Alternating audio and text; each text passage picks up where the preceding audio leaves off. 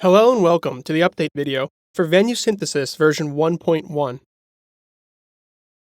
To create a seamless transition between Venue Synthesis and Flux's Spat Revolution real-time immersive audio engine, a new listener position tool has been added to the Venue Mode toolbar.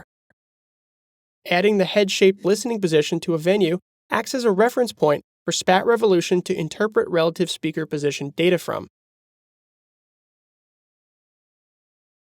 The latest version of Spat Revolution has introduced the ability to import speaker position data directly from Venue Synthesis in the speaker arrangement editor, creating a seamless handoff from design to deployment in immersive workflows. When a Venue Synthesis file is selected with a Spat Revolution listening position defined, the position of each speaker object is calculated relative to the listening position placed in the venue. To find out more about Spat Revolution and how its creative tools can be used to improve your immersive audio system workflow, head to www.flux.audio/spat-revolution. A new menu has been added to help manage the recent project grid and can be activated by right-clicking on any project displayed. Menu options include Show in Folder, Remove from Recent, and Delete. Within Venue Mode, the Import 3D Geometry functionality has been upgraded to natively support line segments and DXF files generated from applications like AutoCAD and Vectorworks. Be sure to select the correct units of the file being imported so Venue Synthesis can scale the geometry appropriately. Select the checkbox to import the line segments and set the line tagging method. Once imported, a new tag folder will be created for the file. Line segments and planes will be grouped within the import tag folder based on their original layer assignments and the tagging method selected. The beginning and end of each line segment is recognized by the pen tool as a snappable point to aid in the creation of new 3D planes. Use the pen tool to define audience areas within imported drawings that contain only line segments. It is now possible to select any plane positioned behind another plane in 3D space. Regardless of whether transparency mode is active, clicking and holding the left mouse button over a plane will present a selection dialog with all planes that exist under the current mouse pointer position. Hover your mouse over any of the planes in the list and the corresponding 3D geometry will highlight in the Venue workspace using the transparency effect. Selecting any of these planes will allow you to modify its parameters as usual. When creating new geometry with the Special Object Creator, logic has been added to automatically classify planes that are drawn mostly vertical or upside down as architectural planes, saving users time previously needed to right-click each plane and classify its type.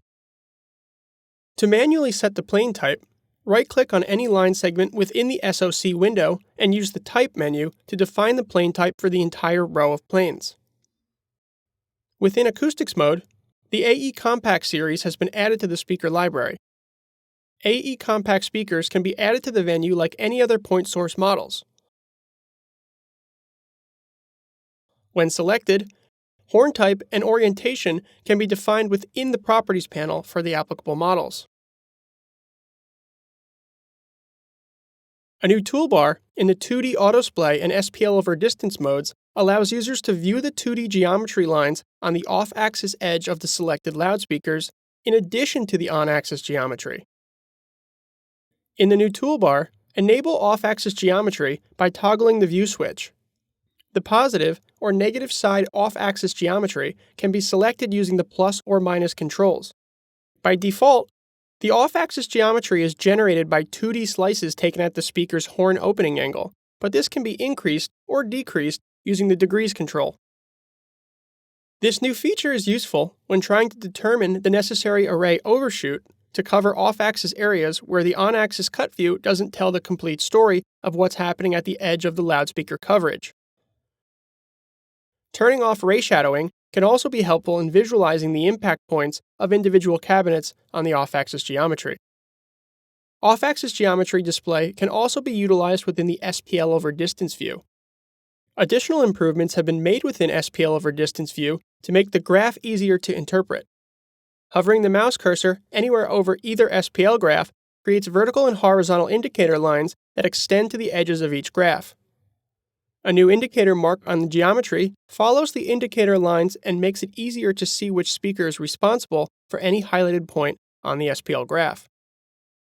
At the top of the vertical indicator line, an easy-to-read information box gives an exact position and SPL level at the highlighted point.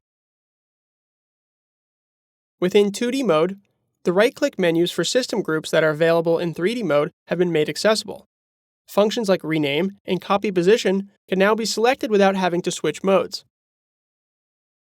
Back in 3D mode, the SPL indicator bar has been improved to make it easier to interpret mapping outputs. Mouse over the upper limit SPL indicator and a new flyout will display the highest SPL value recorded in the venue. The colors within the bar have also been updated to match the 3 and 6 dB resolution color gradients, making it easier to compare the mapped output against the color scale values. The SPL and delay flags added to the venue space are no longer removed when the signal generator parameters are adjusted. This makes it easier to map different frequencies without having to re-add the flags. To clear any flags, right-click anywhere on a listening plane and select Remove. The 3D loudspeaker export functionality has been improved to make it easier to import 3D loudspeaker models into other 3D software. From the System Group menu, choose Export 3D Loudspeaker Files. Within the Options pop-up, the detail level control is used to simplify the complexity of the speaker model exported. In many cases, low detail level is all that is required and can help improve import speed and model navigation. The Units control should be set to match the units in the 3D design the output file will be imported into. If the Venue Synthesis project file is set to a different unit than what is selected, the output file will be converted into the selected unit. The output itself can be broken down into individual files for each system group or one file that encompasses all system groups visible in the project.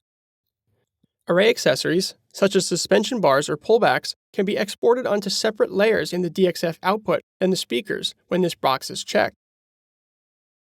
Click Export, and then import the output files into your 3D modeling software of choice. From the same System Group menu, it is now possible to export Ease XGLC configuration files. One XGLC file will be created for each system group in the venue, or only the currently visible system groups based on the setting selected here. Ease XGLC files can be used alongside the speaker GLL files available on jblpro.com to import completed array configurations into the widely used AFMG Ease software. Within Mechanics mode, a new status indicator has been added to the Array Statistics toolbar. The status indicator provides a global indication of the selected array's mechanical health. If an error is shown here, select the notifications icon for additional information on how to resolve the error.